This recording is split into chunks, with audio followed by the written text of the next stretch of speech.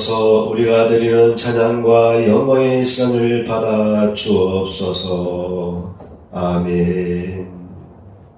허물의 사함을 얻고 그 죄의 가림을 받은 자는 복이 있도다. 마음에 간사가 없고 여호와께 정죄를 당치하는 자는 복이 있도다. 아멘. 488장입니다.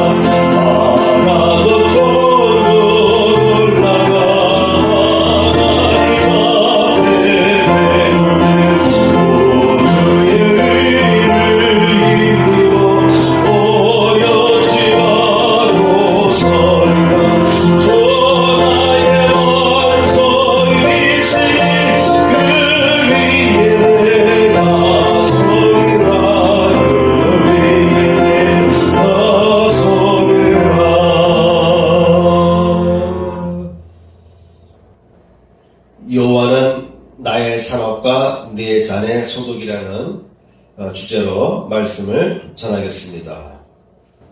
다윗 왕이 썼던 시편 14편에서 16편을 중심으로 우리 크리스찬들이 현대를 살아감에 있어서 어떤 가치관을 가질 것인가, 어떤 모습으로 살아가야 할 것인가에 관해서 생각해보는 시간을 가지러 갑니다. 다윗은 왕으로 등극하여서 40년 동안 이스라엘을 통치했습니다.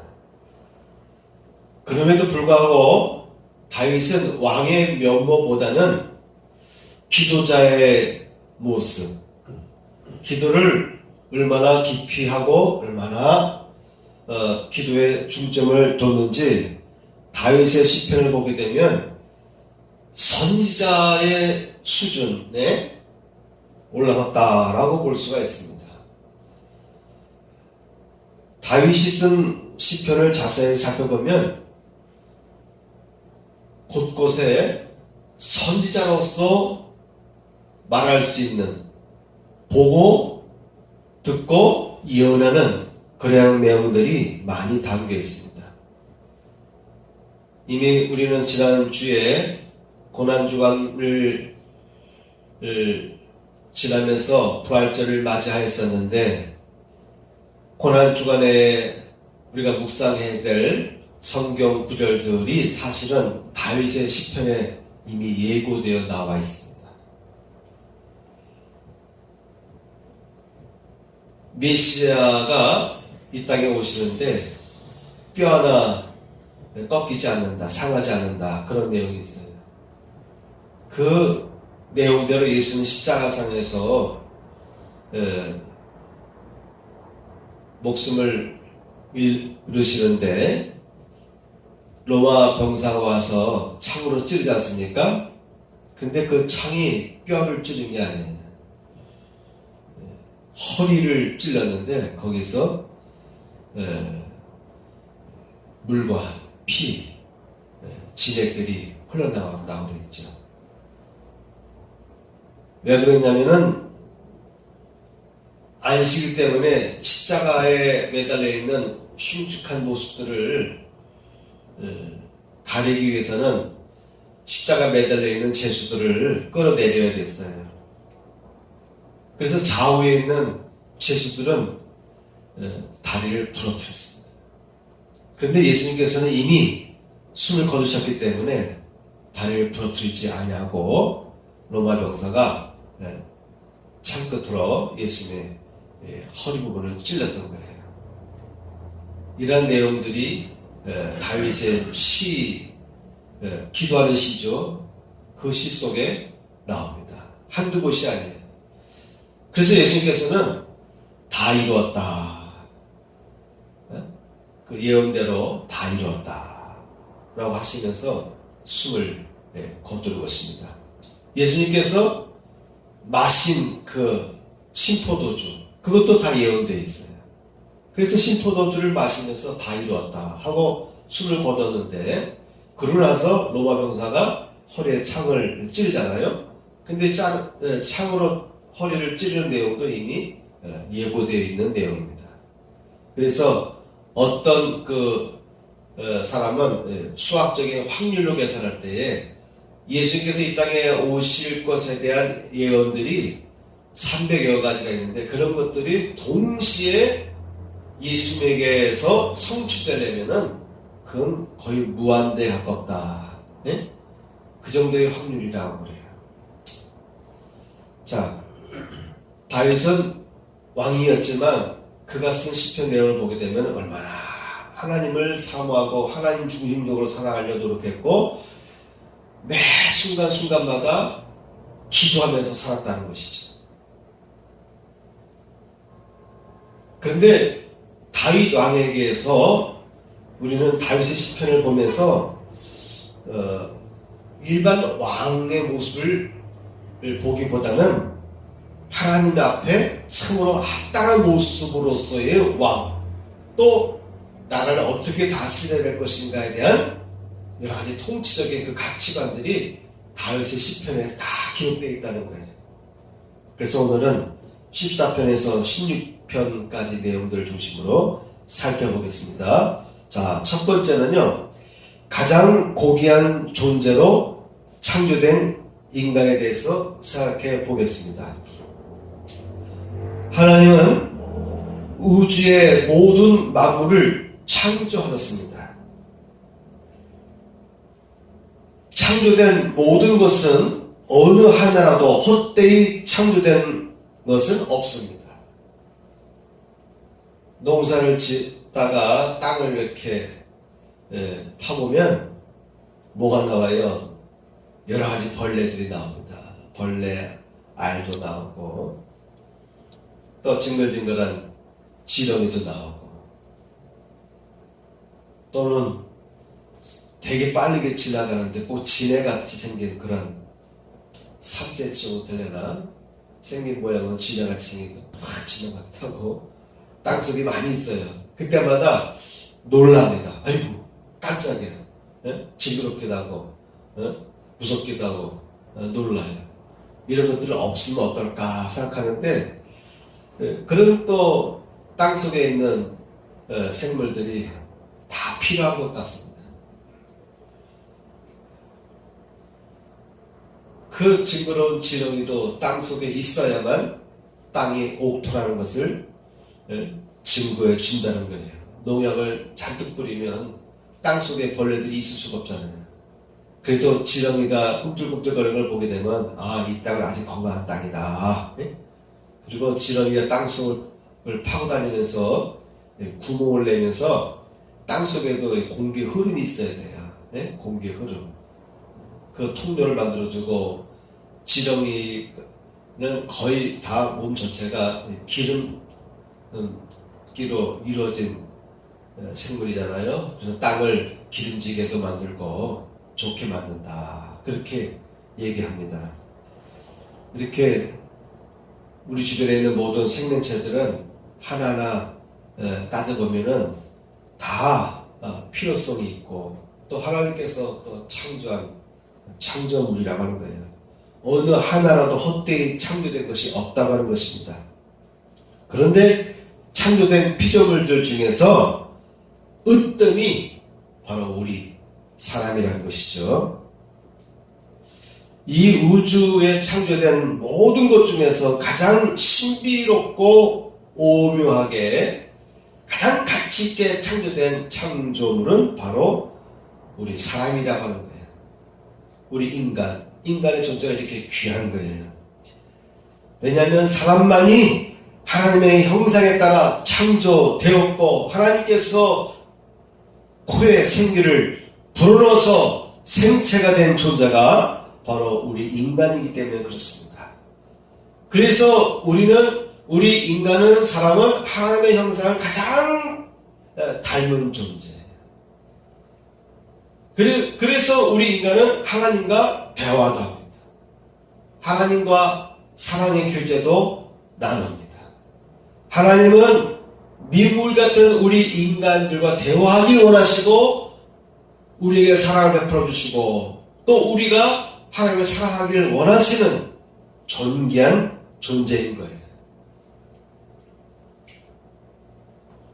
두 번째, 이렇게 아름답고 위대하게 가장 가치 있게 가장 하나님을 닮은 존재로서 가장 하나님께서 아끼고 사랑하는 피조물인 우리 인간들이 어떻게 보면은 가장 아름답지만 어떨 때는 가장 악한 존재라고 하는 것입니다. 둘째, 가장 아름답거나 악한 존재가 우리 인간이라는 것입니다. 세상에서 가장 아름답거나 사랑스러운 모습은 바로 우리 사람에게서 나타납니다. 최근 봄철 때문에 벚꽃도 나고 주변에 그전에 개나리도 피고 진달래도 피고 바닥에는 흔한 노란 꽃이 나잖아요. 그 노란 꽃이 뭐죠? 갑자기 생각이 안 나네. 제가 최근에 다니면서 사진을 이렇게 많이 찍어놨는데 그 뭐예요? 위에도 좋고 뭐 가래 좋다고 하는 거. 민들레. 한간에는 노란색 민들레를 먹어서는 안 된다 그러는데 아니더라고요. 노란색 민들레도 우리 한국 토종이더라고요. 유럽에서 온 거는 노란 꽃잎들이 조잘조잘해요. 근데 우리 꽃잎들은 이렇게 널쩍하고 퍼져 있어요. 우리 교회 들어온 현관 바닥에도 보면 골목길에도 보면은 늘 피는데 그 노란 민들레가 한국 거더라고요. 유럽 거는 틀려요, 모양이. 이렇게 사진을 담아보면 얼마나 아름다운지 몰라요. 그냥 들에서 나는 모든 풀들이 때가 되면 꽃을 맺는데 가만히 들여다보면 얼마나 예쁜지. 그런데 사실은요, 꽃보다 더 예쁜 것은 우리 사람이라는 것입니다. 사람의 마음, 사람의 외모도 아름답지만 사람의 마음이 더 아름답습니다. 우리 사람의 영혼이 더 아름답습니다. 그래서 세상에서 가장 아름다운 것은 사람이다라는 것이죠. 사람에게서 나타난다. 그런데 또한 가장 흉악하고 흉측하며 이기적인 행동과 모습이 바로 우리 사람에게서 나타나고 있다고 하는 것입니다. 이 딜레마예요. 가장 아름다워야 될 우리 인간이 가장 흉측하다고 하는 것입니다. 괴기 영화 중에서도 보면은 사람이 제일 악하고 무서운 존재 아니에요. 그죠? 귀신보다 더 무서운 존재가 사람입니다. 사람을 죽일 때 보세요. 악하게 죽이잖아요. 사회 돌아오는 모습을 보세요. 모든 문제는 사람에게서 악이 나옵니다. 이는 우리 사람에게 자유라고 하는 자유의지를 하나님께서 부여해 주셨기 때문에 그렇습니다. 식물들은 스스로 옮겨 다니지 못해요. 그렇죠? 바람이 불거나 사람이 옮겨 심어주지 않고는 그 자리에서 벗어날 수가 없습니다. 우리 사람은 두 발을 가지고 전 세계 어느 곳이라도 갈 수가 있어요. 사람에게는 자유가 있습니다. 움직일 자유도 있고 생각하는 자유도 있습니다. 결단할 자유도 있습니다. 바로 이 자유 때문에 모든 문제가 발생합니다. 각 사람의 자유의지가 어떤 방향으로 흘러가느냐, 어떤 생각을 하기 시작하느냐에 따라서 그 사람은 행동을 하게 되는데, 그래서 선한 삶을 살아갈 수도 있고 자비 베풀 수도 있고 악한 삶을 추구할 수도 있는 존재가 바로 우리 사람이라고 하는 것입니다. 기독교적인 삶이라는 것은 하나님의 뜻 안에서 서로 어우러져 살아가는 것입니다. 하나님의 뜻 안에서 서로 어우러져 살아가는 것이 기독교적인 삶인 것입니다. 사람은 하나님의 뜻 안에서 서로 어우러져 살아갈 때 가장 온전한 삶을 살아갈 수 있게 된다고 하는 것이에요. 우리 크리스천들은 이런 내용을 믿고 살아가야 됩니다. 가장 행복해질 수 있는 삶도 역시 하나님의 뜻 안에서 살아갈 때 가장 행복해질 수 있다고 하는 것입니다. 돈을 소유했다고 해서 행복하지 않다는 것을 다 알고 있잖아요. 꿈을 꾼다고 다 이루어지는 것은 아니지 않습니까? 열심히 살아간다고 해서 행복한 것은 아니지 않습니까? 우리의 뜻과 기대와 다르게 예기치 않게 불행이 찾아오기도 합니다. 나와는 무관하게 타인에 의해서 내게 큰 치명적인 위기를 가하기도 합니다. 우리나라와 상관없이 다른 나라의 국제 정세에 의해서 우리나라의 경제가 곤두박질 칠 수도 있습니다. 우리는 내가 열심히 살아가면, 나 혼자 착하게 살아가면, 우리 가족 중심으로 잘 살아가면 된다라고 생각하는데 행복은 그런다고 이루어지지는 않습니다. 모든 백성이, 모든 민족이 하나님 안에서 어우러져 살아갈 때, 하나님 뜻을 따라 살아갈 때 인류의 행복은 이루어질 수가 있습니다. 국가의 행복, 안정, 각 가정의 행복과 안정은 하나님의 뜻 안에서, 하나님 안에서 살아갈 때에 성취된다고 하는 것입니다.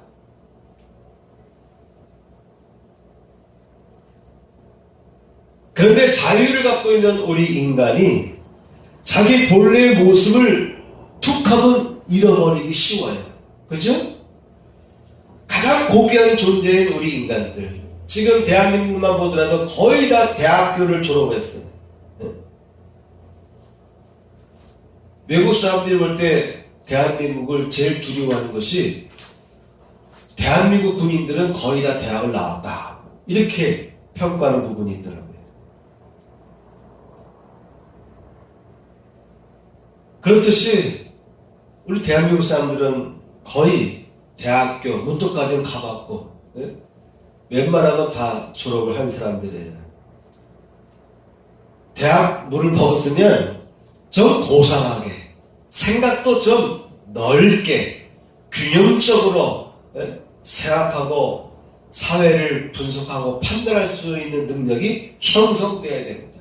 아니, 외국에서는 대한민국 군대가 막강한 원 중에 하나가 다 학력이 대졸 이상이다, 이런 얘기를 하고 있더라니까요. 일반적인 삶을 살아갈 때 대학을 나온 한국 사람들의 모습은 생각이 건전해야 되고 사회를 올바르게 분석하고 판단할 수 있는 능력이 있어야 됩니다. 무엇이 올바른 길인지, 무엇이 잘못된 것인지를 볼 수 있는 시각이 이미 대한민국의 국민이라면 다 기본적인 소양이 갖춰져 있다고 보는 것이에요. 그런데 안 그렇잖아요. 그죠? 안 그렇잖아요. 과거에는 독재 시대의 갈등 속에서 탄압도 받고 그런 독재 정권을 대한민국이 극복해 나갔어요. 지금은 보이지 아니하는 세력과 싸우지 않습니까? 그죠? 권력을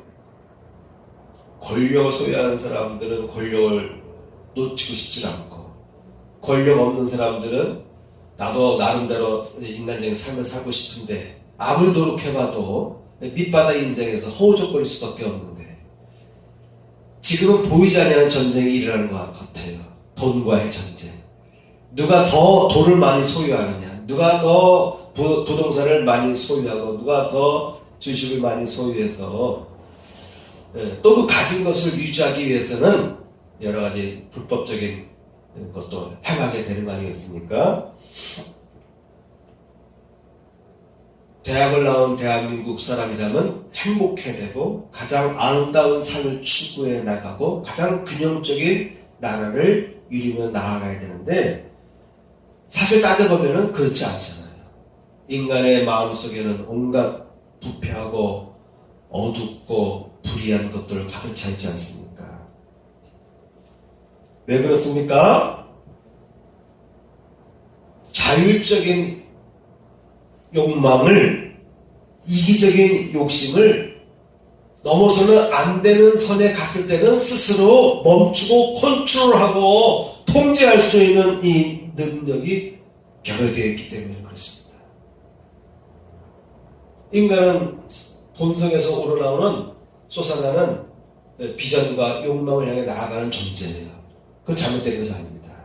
그런데 이 삶이, 이 욕망이 남의 삶을 해치고 보이지 않게, 겉으로는 합법적이지만 내면적으로 보면은 타인의 삶에 두려움을 줄 수 있는 일들이 많거든요. 그럴 때 스스로 억제하고 통제하고 긍정적인 방향으로, 모두를 위한 방향으로 나아가야 되는데, 현재 내 것을 놓치고 싶지 않기 때문에 보이지 않는 악을 행하는 것이 오늘 우리 사회의 문제다, 이것입니다. 그래서 예수님은요, 자기 십자가를 지라고 하시는 거예요. 이 말씀은 사람들이 받아들이기 어렵고 그리고 꺼리는 말씀입니다. 기독교인들조차도 이 말씀을 접할 때마다 마음속에 찔림이 있고 어둠이 있고, 이 말씀을 안 읽었으면, 이 말씀을 좀 덜 들었으면, 덜 읽었으면, 이런 설교를 좀 안 들었으면 하는 마음이 마음속에서 이렇게 꿈틀거리게 됩니다. 세상 사람들이야 오죽하겠습니까? 그래도 교회에서는 자기 십자가를 져야 된다는 예수님의 말씀을 적어도 1년에 몇 번은 선포되니까 자기 자신을 돌아볼 수 있는 시간이 있는 거 아니겠습니까? 고난주간, 사순절 고난주간을 겪으면서 예수님의 고난만 바라볼 것이 아니라, 이렇게 슬픔 속에 젖어 있을 것이 아니라, 나도 나 자신을 쳐서, 나를 십자가로 쳐서 나 자신을 죽이고, 그리고 거듭나고 새 영으로, 새 힘으로 다시 회복되는 그런 기간이 되어야 되는 것입니다. 예수께서 말씀하셨습니다. 나를 따르려면, 누구든지 나를 따르려면 자기 십자가를 지고 나를 따르라, 이렇게 말씀하셨어요. 그리고 그 본을 보이신 분이 바로 예수님인 것이죠. 예수님의 십자가가 바로 그런 본인 것입니다. 나 자신을 십자가에 처리하는 이런 영성이 한국 크리스찬들에게 오늘날 많이 결여되어 있어요. 그냥 교회 왔다 갔다 하면 되는 거예요. 교회 열심히 나와서 찬송 부르고 또 헌금 열심히 하면 그리스도인으로서의 모습을 온전히 해냈다, 이렇게 생각하는 분들이 많은데 잘못된 것이죠.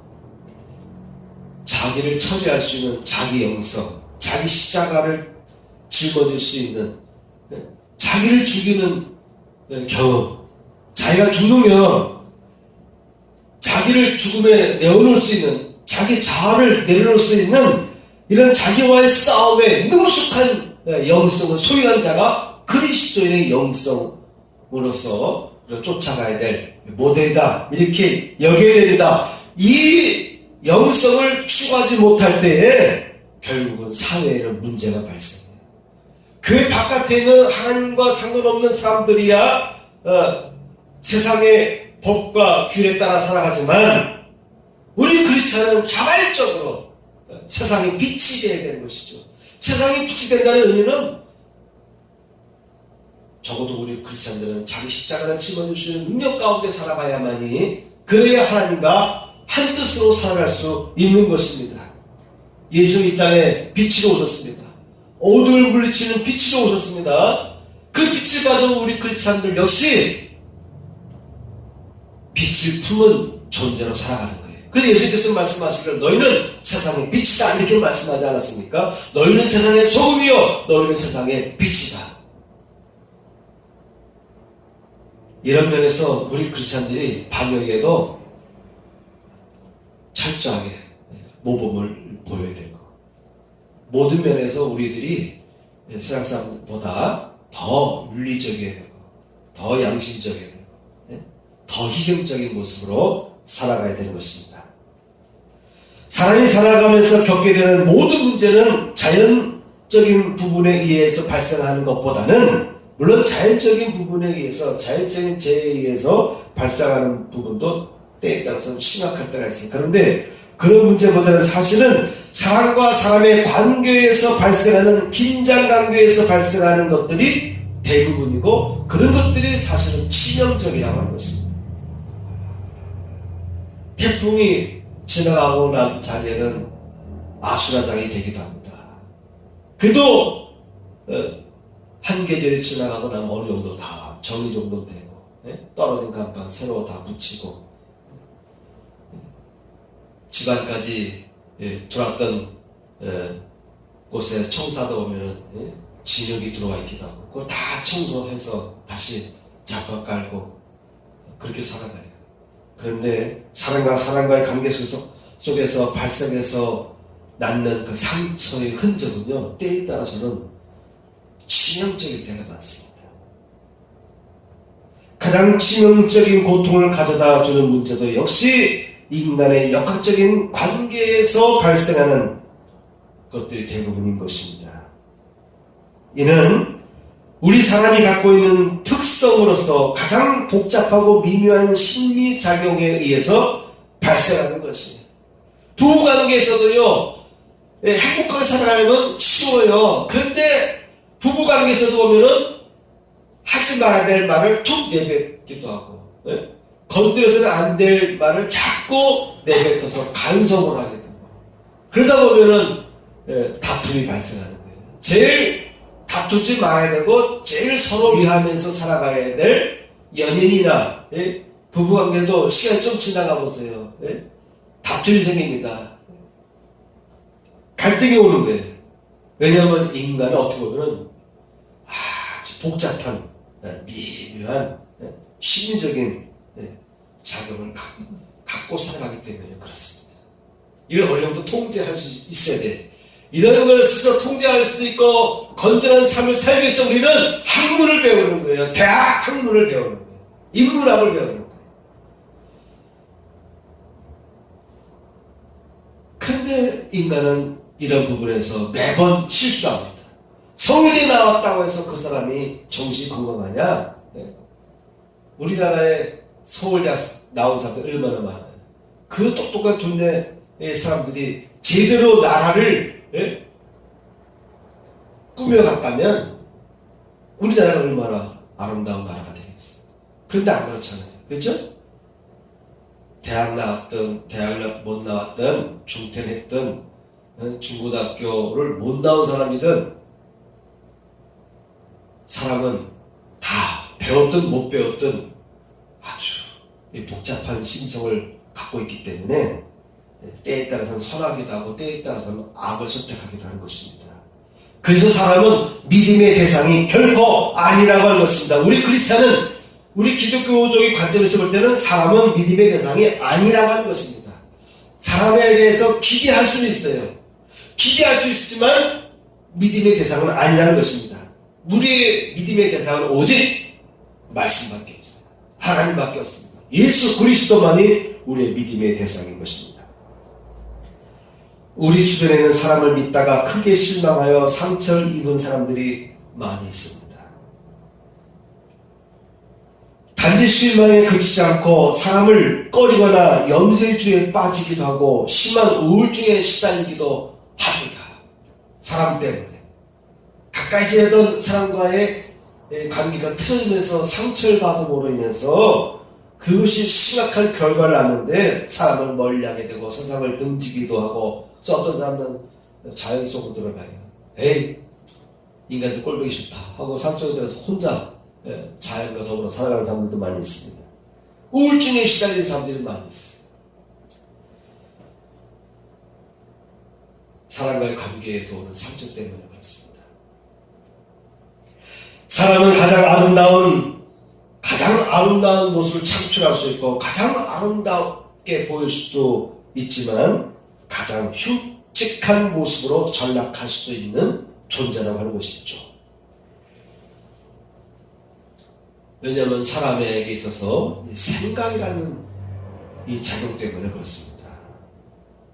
생각하는 인간이죠. 인간만이 생각하고 또 행동할 수가 있어요. 인간만이 생각하는 존재, 생각하고 원인을 분석하고 해답을 찾아내고 그리고 행동으로 움직일 수 있는 존재는, 이성적인 존재는 우리 사람만이 가능한 것입니다. 그래서 파스칼은 인간은 생각하는 갈대다라고 말했습니다. 갈대처럼 이렇게 흔들리고 이렇게 흔한 이 갈대들, 어떻게 보면 발에 짓밟힐 수도 있고 그냥 바람이 부는 대로 이렇게 흔들리는 그런 갈대, 연약한 갈대임에도 불구하고 생각하기 때문에 인간은 위대하다. 아마 그런 얘기를 전하고 싶었던 것 같아요. 인간은 생각하는 데서 위대성이 나온 것이죠. 나는 생각한다. 그러므로 나는 존재한다. 고로 나는 존재한다. 그러니까 인간에서 가장 위대한 점이라고 하면 생각입니다. 생각. 자유와 생각이에요. 이 생각이 자유를 갖고 있기 때문에 어떤 생각이든 할 수가 있는 거예요. 스스로 확대 해석할 수도 있고 오판할 수도 있고 더 깊이 파고들 수도 있습니다. 자율과 이 생각, 이 두 가지가 인간의 존재를 위대하게 만들어요. 그런데 이 위대한 우리 인간들이 순간순간 생각을 잘못해서 그래서 큰 악을 행하기도 하고 어려움을 당하기도 하는 거예요. 생각 때문에, 생각을 잘못하기 때문에. 말하는 것도 결국 생각에서 나온 것이 예수께서 말씀했습니다. 사람의 말은 그 마음속에서 나오느니라. 마음에 무엇을 심느냐에 따라서 그 입으로 나온다. 입으로 들어가는 것이 더러운 것이 아니고 그 사람의 마음에서 나오는 것이 더럽다. 마음에서 어떤 것을 생각하느냐에 따라서 그 사람은 입으로 생각한 것을 말하게 되어 있죠. 그리고 말했으면 행동하게 되어 있습니다.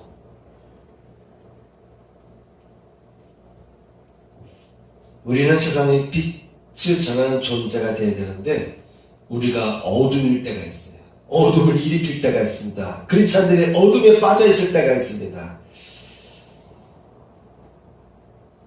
그러므로 우리 크리스찬들은요, 하나님의 뜻 안에서 하나님의 뜻을 발견하며 하나님과 더불어 살려 노력해야 되는 존재예요. 우리 인간 스스로는요, 자기를 온전히 컨트롤하지 못하는 경우가 많은 거예요. 그래서 인간은 하나님을 바라봐야 돼요. 하나님과 대화하셔야 됩니다. 내 생각 가지고는 안 되는 거예요. 그죠? 내 생각 가지고는 안 되는 거예요. 과학도 각 나라의 과학자들이 서로 만나서 네트워크를 형성해서 코로나 문제도 서로 정보 교환하고 그래야만 이 문제를 극복할 수 있듯이 인간의 생각, 나 혼자 생각 갖고는 발전이 안 되는 거예요. 오리투성이에 빠질 수가 있어요. 그래서 인간은 어릴 때부터 배우는 거 아니겠습니까? 걸음마부터 배워요. 짐승들은 어미 배에서 나오자마자 바로 그냥 걸어요. 소, 돼지 바로 걸어요. 인간은 바로 못 걷습니다. 가장 위대한 우리 인간이 엄마 배에서 나오면서부터 스스로 걷지를 못해. 10달에서 1년은 기고 넘어지고 하면서 붓줄 받아가면서 그것도 소대변 다 부모님들이 다 해결해 주는 가운데서 3살, 4살 돼야 겨우 오줌 스스로 물 줄 알고 그런 거 아니겠습니까? 인간처럼 어리석은 존재가 없어요. 4살, 5살 돼야 오줌 또 구분할 수 있어요. 빠른 애는 3살, 4살 때부터 되겠지만. 그런데 또 가장 오랜 세월 동안 공부하는 존재, 배우는 존재가 인간이에요. 그런데 그렇게 많이 배우고서도 자기 스스로 통제를 못해. 생각을 바로 잡지 못하는 존재. 남의 얘기에 홀깃 넘어가서 끌려갔다가 어려움당해. 그리고서 누구 때문에 내가 속았다. 누구 때문에 내가 당했다.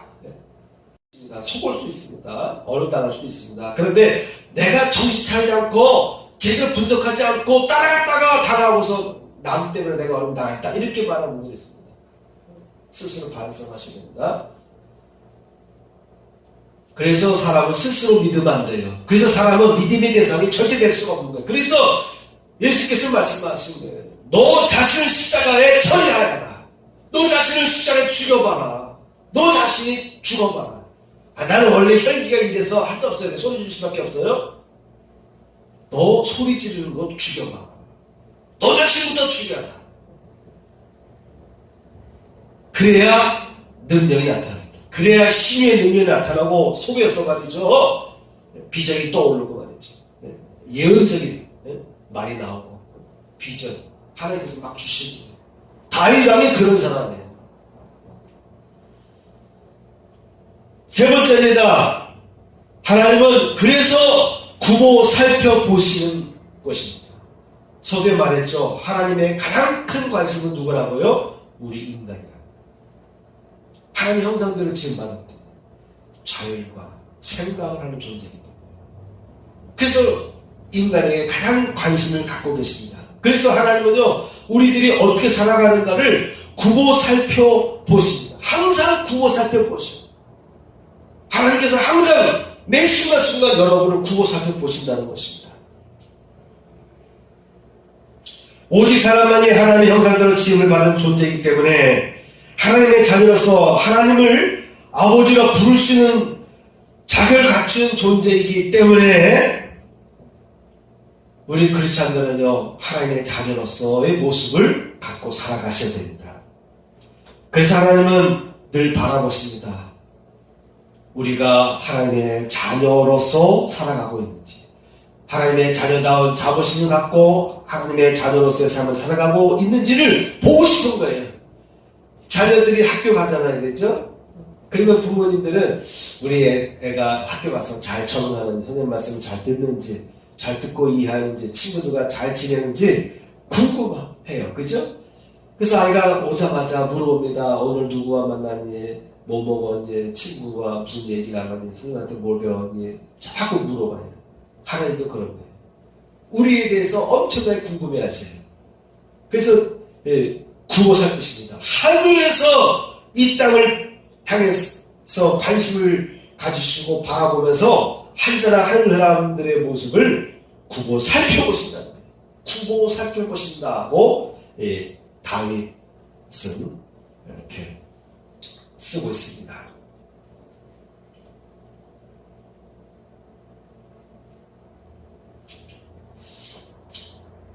왕의 눈으로 보는 것이 아니라 하나님께서도 구보 보신다는 거예요. 왕도 내 백성이 어떻게 살아가는지를 구보 살펴봐야 돼요. 부모도 내 자식들이 어떻게 살아가는지를 구보 살펴보는 거죠. 그죠? 구웠다는 말은 뭐냐? 그만큼 관심이 있다는 거예요. 다가간다는 뜻이죠. 하나님도 하늘에서 구보 살펴보신다. 이런 마음을 다윗 왕이 쓰고 있는 거예요.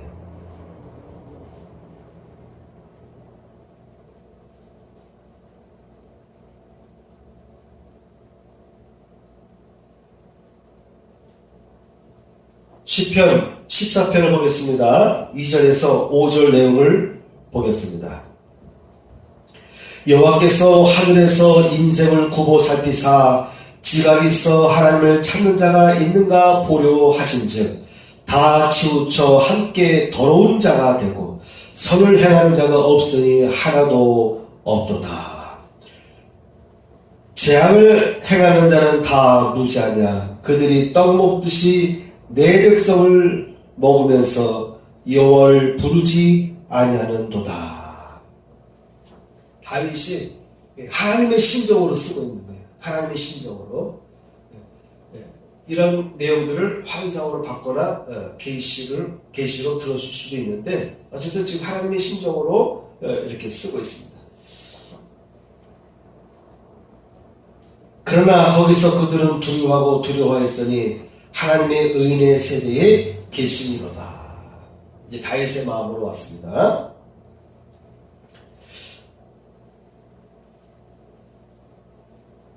하나님께서 굽어 살펴보셨는데 다 치우쳐서 더러운 자가 되었다. 하나님을 찾는 자도 없다. 지각이 있어서 지각이 있다면 하나님 찾을 수밖에 없다는 거예요. 하나님의 형상대로 지음받은 존재이기 때문에 우리 인간에게 이성적인 존재로 살아갈 수 있는 거예요.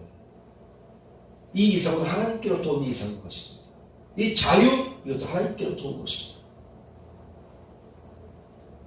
지각이 있으면 하나님을 찾아야 되는데 찾는 이가 없다. 다 치우쳐서 더러운 자가 되었고 선을 행하는 자가 없다. 이 말은 뭡니까? 하나님을 향해 나아가는 사람은 선한 길을 간다는 거예요. 근데 하나님을 찾는 자가 없으니까 선을 행하는 자가 하나도 없다. 세상 사람들은 오해합니다. 왜 하나님을 믿어야 되느냐? 하나님을 믿는 백성들이 많아지면 세상은 아름답게 변화되는 거예요. 더 민주적이 되고 더 복지적인 나라가 될 수가 있는 거예요. 선을 행하는 사람들이 많아지는 것입니다. 6절 보면 14편 6절 보면 너희가 가난한 자의 계획을 부끄럽게 하나 오직 여호와는 그의 피난처가 되시도다. 다윗왕 이렇게 보니까 다 신자들이 더 똑똑한 자들이, 더 많이 배운 자들이, 더 많이 소유한 자들이, 더 많은 권력을 갖고 있는 자들이 가난한 자의 계획을 부끄럽게 한다. 가난한 자들이 나름대로 열심히 일을 해서 뭔가 좀 이렇게 발전하고 싶은데 벌써 이렇게 다 권력 있는 사람들, 돈 많은 사람들이 술을 써가지고 다 수확해가고 다 빼앗아가고 그래서 가난한 자들을 부끄럽게 만들어요. 가난해도 먹을 것만 있으면 되잖아요. 그죠? 한 달에 수입이 1,000만 원이 아니더라도 한 달에 수입이 200~300만 원 갖고도 얼마든지 행복한 가정 살아갈 수가 있어요. 근데 검소한 가정을 향해서 부끄럽게 만드는 거예요. 너희는 그 밥 먹는 꼴이 뭐냐. 이렇게 좀 호텔에 가서 뷔페식으로 좀 먹고 그래야지. 그냥 밥상에서 쪼그라져서 먹는 그 모습이 뭐냐. 김치하고 깍두기하고 된장찌개, 된장국에 고추장 먹는 모습 보고 이렇게 이 집은 냄새나 이렇게 말하기도 하고 있는 사람들이 가난한 사람들을 부끄럽게 또 만드는 일이 많습니다. 아무 노력해도 돈을 벌 수가 없어요. 그런데 부동산 투기하면은요 그냥 1년 새 1억, 2억, 3억 그냥 불로소득을 누리고 잘 나가잖아요. 지난주에 먼저 살고 있던 빌라의 옥상에 방수하는 사람이 일하다 그러더라고요. 나도 이거 그냥 때려치고 나도 그냥 땅이나 사고 해볼까 그냥 그런 말 하더라고요. 당신 열심히 일했으면 돈 벌지 않느냐 했더니 그렇게 돈 버는 건 아니라 그래도 자기 집이 있더라고. 땅도 있더라고. 청주에. 그래서 당신 부자라고 그 정도 되지 않았냐. 자기 땅이 160평이 땅이래. 그 정도면 부자 아니요 했더니 그래도 이렇게 그 방수일하는 사람 입장에서 볼 때 그런 말을 하더라고요. 그래서 검소하게 살아가는 사람들 부끄럽게 만들어요. 결혼 대상도 그 집에 집 몇 채 있느냐, 부모님이 뭐 하느냐 이거에 따라서 결혼 대상이 바뀌기도 하고, 뜻과 마음이, 비전이, 성격도 어느 정도 어우러지는 가운데 속에서 꿈을 향해 나아가는 이 커플이 되어 있는데, 지금 우리나라의 그 모습 보면은 돈이 있느냐 없느냐에 따라서 배우자도 정할 수도 있고 그렇지 않을 수도 있고, 가난한 자들을 부끄럽게 한다. 오직 여호와는 그의 피난처가 되시도다. 그 다윗 왕을 말하는 거예요. 왕의 입장이지만, 자 여러분, 다윗 왕이 왜 성군이냐, 이런 마음을 갖고 있어요. 대개 왕, 대통령, 이런 사람들이 높은 권세에 올라간 사람은 자기 권력을 누리려고 하지 않습니까? 여러분 이제 그 미얀마 보니까 미얀마의 뭐 대부분의 군 장성들은 다 사업체를 갖고 있잖아요. 그죠? 그들이 하나의 대기업 총수 아닙니까? 근데 다윗 왕은 모든 권력과 재물을 다 누릴 수 있는 존재인데도 불구하고 이렇게 말하는 거예요. 너희가 가난한 자의 계획을 부끄럽게 하나 오직 여호와는 그의 피난처가 되시는도다. 왕이지만 이러한 아름다운 그 비전, 통치 가치관을 갖고 있는 존재가 바로 다윗 왕이었습니다. 네 번째, 오늘은 여기까지만 하겠습니다. 중요한 내용은 4항, 5항 이렇게 이어지는데 반밖에 못했어요. 다음 주에 4항부터 말씀을 이어서 전하도록 하겠습니다.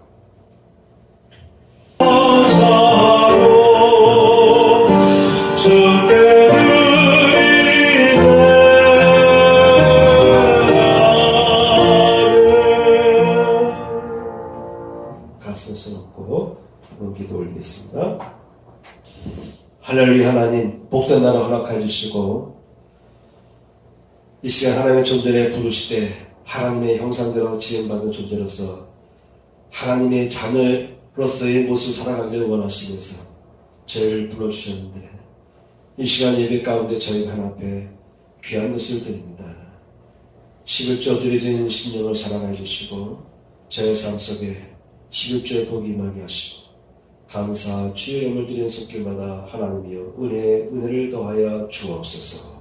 이제는 우리 구주 예수 그리스도의 은혜와 하나님 아버지의 거룩하신 사랑과 성령님의 감동감화 역사하시니 이자의 찬양한 성도를 위해 함께 하시기를 축원하옵나이다. 아멘.